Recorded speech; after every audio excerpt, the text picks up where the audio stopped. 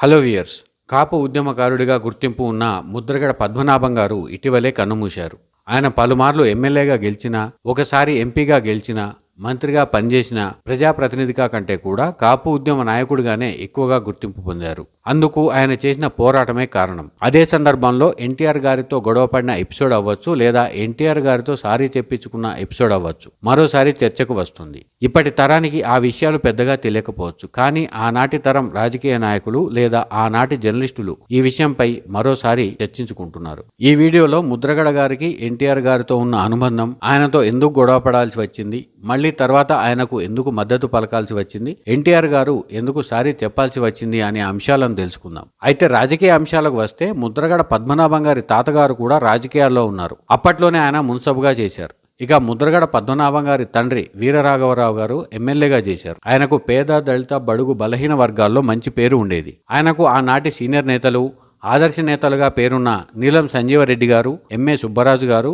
గౌతులచ్చన్న గారు, తెన్నేతి విశ్వనాథం గారు, ఇలా ముఖ్యమైన నాయకులు కూడా ఆయనకు సన్నిహితంగా ఉండేవారు. నీలం సంజీవరెడ్డి గారు రాష్ట్రపతిగా ఎన్నికైన సమయంలో ఆయనకు పోలింగ్ ఏజెంట్ గా చేశారు వీరరాఘవరావు గారు. ఆ తర్వాత కొంతకాలానికి వీరరాఘవరావు గారు గుండెపోటుతో చనిపోయారు. అప్పటికి ఆయనకు 3 సార్లు స్ట్రోక్ వచ్చింది. 4వసారి స్ట్రోక్ వచ్చినప్పుడు చికిత్స పొందుతూ ఆయన కన్నుమూశారు. ఆయన చనిపోయిన తర్వాత ముద్రగడ పద్మనాభం గారు రాజకీయాల్లోకి రావాలా వద్దా అని ఆలోచిస్తున్న సమయంలో ఎంఏ సుబ్బరాజు గారు ముద్రగడ పద్మనాభం గారిని రాజకీయాల్లోకి రావాలని కోరారట. అప్పటికి కూడా ముద్రగడ పద్మనాభం గారు ఇంకా కన్ఫర్మ్ చేయలేదు. దీంతో హైదరాబాద్లోని బొల్లారంలో ఉన్న నీలం సంజీవరెడ్డి గారి గెస్ట్ హౌస్ కి తీసుకెళ్లి మరీ ఒప్పించారు. అంటే నీలం సంజీవరెడ్డి గారు చెప్పడంతో ముద్రగడ పద్మనాభం గారు రాజకీయాల్లోకి వచ్చారు. అయితే ఆయన రాజకీయాల్లోకి వచ్చేందుకు కీలక పాత్ర పోషించిన వ్యక్తుల్లో ఎంఏ సుబ్బరాజు గారు ముఖ్యమైనవారు. ముద్రగడ పద్మనాభం గారు రాజకీయాల్లోకి వచ్చిన తర్వాత ఎంఏ సుబ్బరాజు గారు కొంతకాలం పాటు ఆయనకు సపోర్టు చేశారు. అంటే ముద్రగడ పద్మనాభం గారు తన తండ్రిని చూసి కొన్ని రాజకీయాలు నేర్చుకుంటే ఎంఏ సుబ్బరాజు గారి డైరెక్షన్ లో మరికొన్ని రాజకీయాలు నేర్చుకున్నారని చెప్పవచ్చు.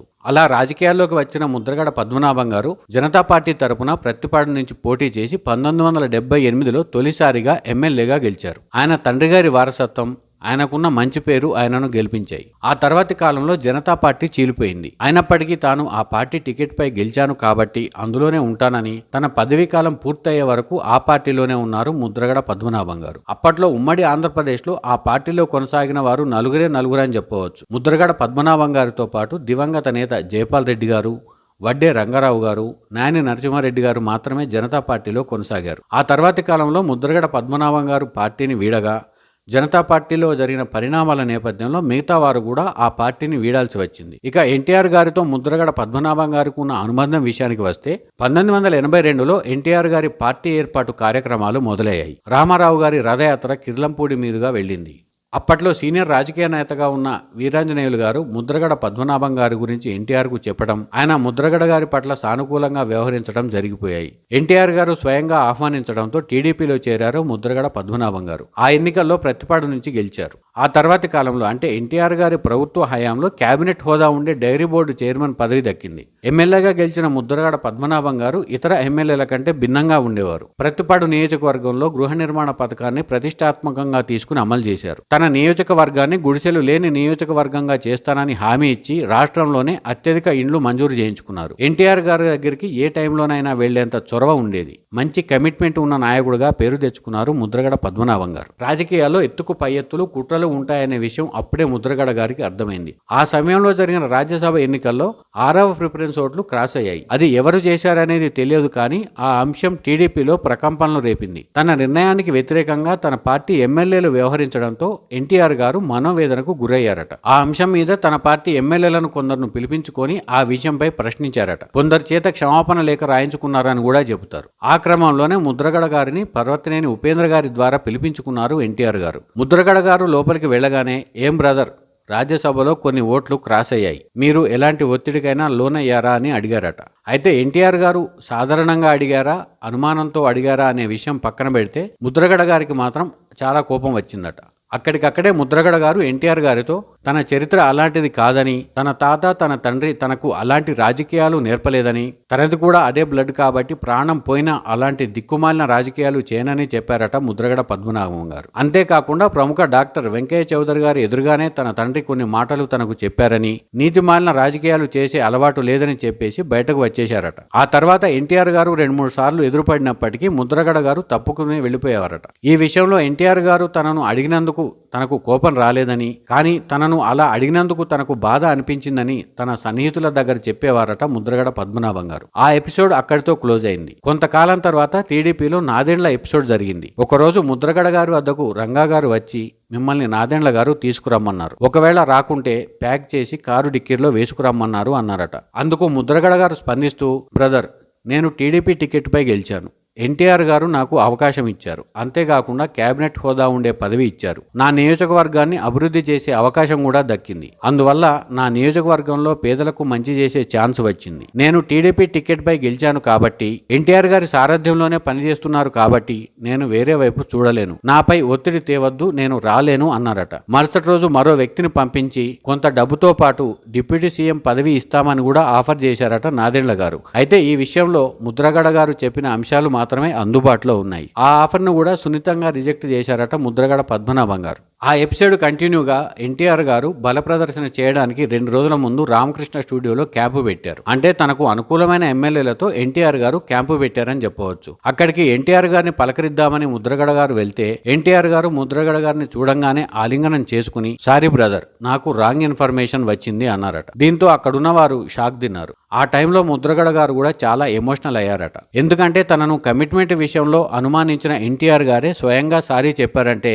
అది తన తాత తన తండ్రి నేర్పిన విలువలేనని అనుకున్నారట ముద్రగడ పద్మనాభం గారు. ఆ తర్వాత రాష్ట్రపతి భవన్ ఎదుట ఎమ్మెల్యేలతో పరేడ్ చేయించేందుకు ఢిల్లీలో క్యాంపు ఏర్పాటు చేస్తున్నామని, అక్కడికి రావాలని ఎన్టీఆర్ గారు ముద్రగడ గారికి చెప్పారట. అయితే ముద్రగడ గారు ఎన్టీఆర్ గారికి అక్కడే మరో షాక్ ఇచ్చారు. సార్, నా గురించి మీకు తెలుసు. నేను మాట మీద నిలబడే వ్యక్తినే తప్ప పక్క చూపులు చూసే వ్యక్తిని కాదు. నేను ఢిల్లీ వస్తాను, ఖచ్చితంగా మీకు మద్దతు ఇస్తాను. అయితే క్యాంపుకు మాత్రం రాలేను. నాకు అలాంటి క్యాంపు రాజకీయాలు అలవాటు లేదు సార్ అని చెప్పారట. అయితే ముద్రగడ గారి మీద నమ్మకంతో ఎన్టీఆర్ గారు, సరే బ్రదర్, నీ ఇష్టం, కానివ్వు, అన్ని గుర్తున్నాయి కదా అన్నారట. సరేనని చెప్పి అక్కడి నుంచి వెళ్లిపోయిన ముద్రగడ గారు సొంత ఖర్చుతో ఢిల్లీ వెళ్లి అక్కడ ఎన్టీఆర్ గారికి మద్దతు పలికారు. ఆ ఎపిసోడ్ తర్వాత ఎన్టీఆర్ గారితో చాలా క్లోజ్ అయ్యారు ముద్రగడ పద్మనాభం గారు. అంటే పర్సనల్ విషయాలు కాకుండా, రాజకీయాలు కాకుండా, నియోజకవర్గ అభివృద్ధిపై, రాష్ట్రానికి సంబంధించిన అంశాలపై ఎక్కువగా మాట్లాడేవారు. ఇక ఒక్కోసారి ఎన్టీఆర్ గారి వద్దకు ముద్రగడ గారు వెళ్తే, ఏం బ్రదర్, నీ ప్రతిపాడు నియోజకవర్గం కోసం ఏదో లిస్టు తెచ్చే ఉంటావు కదా, ఈసారి ఏం రాసుకొచ్చావు అనేవారట. అలా ఎన్టీఆర్ గారితో ముద్రగడ గారి అనుబంధం కొనసాగింది. ఇక 1985 ఎన్నికల్లోనూ గెలిచిన తర్వాత ఎక్సైజ్ మంత్రి అయ్యారు ముద్రగడ పద్మనాభం గారు. ఆ సంబంధాలు 1987 వరకు బాగానే ఉన్నాయి. అయితే ఆ సమయంలో చాగల్లు డిస్టిలరీ ఇష్యూలో కొంత విభేదాలు వచ్చాయి. చాగల్లు డిస్టిలరీలో ఒక ఫైర్ యాక్సిడెంట్ అయింది. ఆ ఫైర్ యాక్సిడెంట్ అయిన తర్వాత చాగల్లు డిస్టిలరీని అమ్మేద్దామని ఎన్టీఆర్ గారు ప్రతిపాదించారట. ఇక ప్రభుత్వం కూడా అందుకు సిద్ధపడిపోయింది. కానీ ఆ విషయంలో జరిగింది వేరని ముద్రగడ గారు చెబుతారు. కోస్తాంధ్రలో ప్రముఖ పారిశ్రామికవేత్త ఆ డిస్టిలరీ కావాలని కోరుకున్నారని, అందులో భాగంగానే ఫైర్ యాక్సిడెంట్ అయిందని ఓ ఇంటర్వ్యూలో చెప్పారు. అయితే దీనికి సంబంధించి ఎలాంటి ఆధారాలు కూడా లేవు. కేవలం ఇది ముద్రగడ గారు చేసిన విమర్శ మాత్రమే. అందుకే తాను ఆ డిస్టిలరీని అమ్మేందుకు వ్యతిరేకించానని చెప్తారు ముద్రగడ గారు. ఎన్టీఆర్ గారు పిలిపించి మాట్లాడినా కూడా అదే విషయం చెప్పారట. కొన్నాళ్ల తర్వాత అనూహ్యంగా ముద్రగడ గారిని ఎక్సైజ్ శాఖ నుంచి తప్పించి రవాణా మంత్రిగా చేశారు. ఆ పారిశ్రామికవేత్త కుటుంబం కారణంగానే తన పోర్టుఫోలియో మారిందని ముద్రగడ గారు భావించారట. తన పోర్టుఫోలియో మారగానే ఎన్టీఆర్ గారి వద్దకు వెళ్లి, నేనేం తప్పు చేశానని నా శాఖ మార్చారు అని ప్రశ్నిస్తే ఎన్టీఆర్ గారు సర్ది చెప్పే ప్రయత్నం చేశారు. కానీ అప్పటికే హర్ట్ అయిన ముద్రగడ గారు అక్కడి నుంచి వెళ్లిపోయారట. కొన్ని రోజుల తర్వాత ఆ గ్యాప్ మరింత పెరిగింది. ఇక 1988లో జరిగిన మరో ఘటన ఎన్టీఆర్ గారిని ముద్రగడకు మరింత దూరం చేసింది. ఆ ఇష్యూ ఇప్పటి వరకు చాలా మందికి తెలియదు కూడా. 1988లో టీడీపీ ప్రభుత్వం ఉత్తర కంచిలో ఓ ఇష్యూలో కొందరిపై కేసులు నమోదు చేసింది. అయితే తన అంచర్లపై అక్రమంగా కేసులు బనాయించారని, వాళ్లకు మద్దతుగా పత్తిపాడు పోలీస్ స్టేషన్ కు కిర్లంపూడి నుంచి ర్యాలీగా వెళ్లి ధర్నా చేశారు ముద్రగడ పద్మనాభం గారు. ప్రభుత్వం నుంచి స్పందన లేకపోవడంతో ఆమరణ నిరాహార దీక్ష చేపట్టారు. అంటే టీడీపీలో ఉన్న టీడీపీ ప్రభుత్వానికి వ్యతిరేకంగా దీక్ష చేపట్టారు ముద్రగడ పద్మనాభం గారు. అయితే ఆనాటి పరిస్థితుల నేపథ్యంలో ప్రభుత్వం అప్పటికప్పుడు ఆ కేసులను తొలగించింది. కానీ పార్టీకి ముద్రగడ గారికి దూరం పెరిగింది. ఈ పరిణామాల నేపథ్యంలో కొన్నాళ్ల తర్వాత ముద్రగడ గారు పార్టీ సభ్యత్వానికి రాజీనామా చేశారు. ఆ సమయంలో పలు పార్టీల నుంచి ఆఫర్లు వచ్చినా వెళ్లలేదు. ఆ సమయంలో జానారెడ్డి గారు ఏర్పాటు చేసిన తెలుగునాడు పార్టీతో కొన్నాళ్లు ఉన్నారు. కేఈ కృష్ణమూర్తి గారితో పాటు కొన్నాళ్లు పనిచేశారు. ప్రజారక్షణ సమితి వేదికకు బ్యాక్ బోన్ గా ఉన్నారు. అయితే ప్రత్యక్షంగా ఏ పార్టీలోనూ చేరలేదు. ఆ తర్వాత ఆ పార్టీలు గాని ఆ వేదికలు గాని మనుగడ కొనసాగించలేకపోయాయి. ఆ సమయంలో ఎన్టీఆర్ గారికి వ్యతిరేకంగా మాట్లాడాలని చాలా ఒత్తిడి వచ్చిందట. కానీ ముద్రగడ గారు మాత్రం తాను ఎన్టీఆర్ గారి నుంచి ఎందుకు దూరం కావాల్సి వచ్చిందో చెప్పేవారు. ఎన్టీఆర్ గారి వద్ద తాను పనిచేసిన కాలం స్వర్ణయుగంగా చెప్తారు. ఎన్టీఆర్ గారు తనకు ఎంతో విలువిచ్చారని, ఎంతమంది ఉన్నా సరే భుజంపై చేతులు వేసి మాట్లాడేవారని, కొన్ని అంశాల్లో విభేదించానే తప్ప వ్యక్తిగతమైన వైరం లేదని చెప్పేవారట.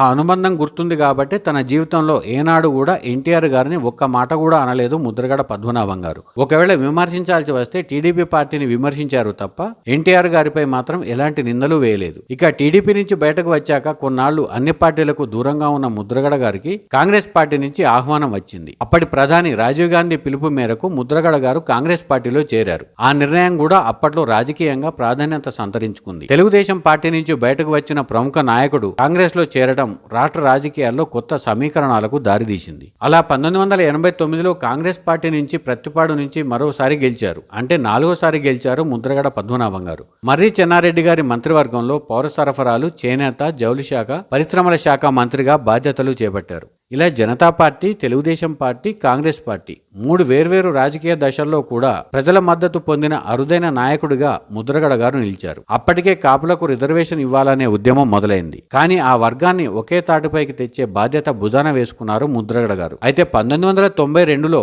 కోట విజయభాస్కర్ రెడ్డి గారు సీఎం అయ్యారు. ఆయన రావులపాలెం పర్యటనలో కాపులు రిజర్వేషన్ల కోసం నల్ల జెండాలతో కొందరు నిరసన తెలిపారు. వారిపై లాఠీచార్జ్ జరిగింది. వారిని పరామర్శించేందుకు వెళ్లారు ముద్రగడ పద్మనాభం గారు. అయితే ప్రభుత్వంలో ఉండి కూడా సీఎం పర్యటనలో నిరసన తెలిపిన వారికి మద్దతుగా ముద్రగడ వెళ్లడం చర్చనీయాంశంగా మారింది. ఆ తర్వాత వైఎస్ రాజశేఖర రెడ్డి గారు ముద్రగడ గారిని పిలిపించుకుని మాట్లాడారట. కోట్ల విజయభాస్కర్ రెడ్డి గారు మీపై సీరియస్ గా ఉన్నారు, మీరు ఆ పని చేయకుండా ఉండాల్సింది అని చెప్పారట. అయితే ముద్రగడ గారు స్పందిస్తూ అక్కడ జరిగిందేంటో తనకు పెద్దగా ఐడియా లేదని, కానీ పోలీసులు లాఠీ చార్జీ మాత్రం అమానుషమని, చాలా దారుణంగా కొట్టారని చెప్పారట ముద్రగడ పద్మనాభం గారు. వాస్తవానికి ప్రత్తిపాడులో కాపుల ఓట్ల కంటే బీసీ, ఎస్సీ, ఎస్టీ ఓట్లు ఎక్కువగా ఉన్నాయి. అలా ఎందుకు చేయాల్సి వచ్చిందని కూడా వైఎస్ రాజశేఖర రెడ్డి గారు అడిగితే, నా జాతి బాగు కోసం నేను నియోజకవర్గ ఓట్లను చూడను అని చెప్పారట. దానివల్ల ఎవరికీ అన్యాయం జరగదు, అందుకు అభ్యంతరం చెప్తే రాజకీయాలను వదిలేస్తానే తప్ప తాను నమ్మిన సిద్ధాంతాన్ని వదలనని ముద్రగడ గారు కరాఖండిగా వైఎస్ రాజశేఖర రెడ్డి గారికి చెప్పేశారట.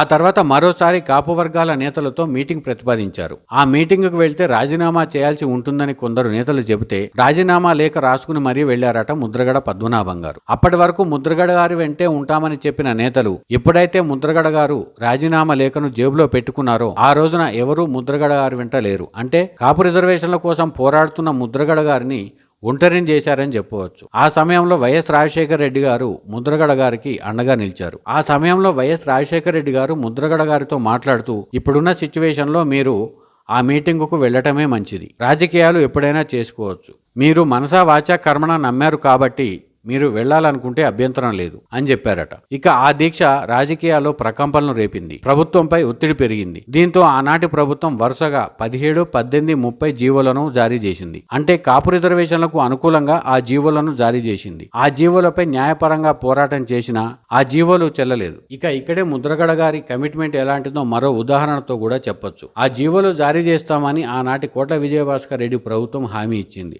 అయితే ఆ జీవో కాపీలు తన చేతిలో పడే వరకు తాను దీక్షను విరమించేది లేదని చెప్పారట ముద్రగడ పద్మనాభం గారు. దీంతో తప్పనిసరి పరిస్థితుల్లో ఆ ప్రభుత్వం కొణిజేటి రోషయ్య గారి ద్వారా హెలికాప్టర్లో ప్రత్యేకంగా ఆ జీవో కాపీలను పంపించి కిర్లంపూడిలో ముద్రగడ పద్మనాభం గారికి అందించారు.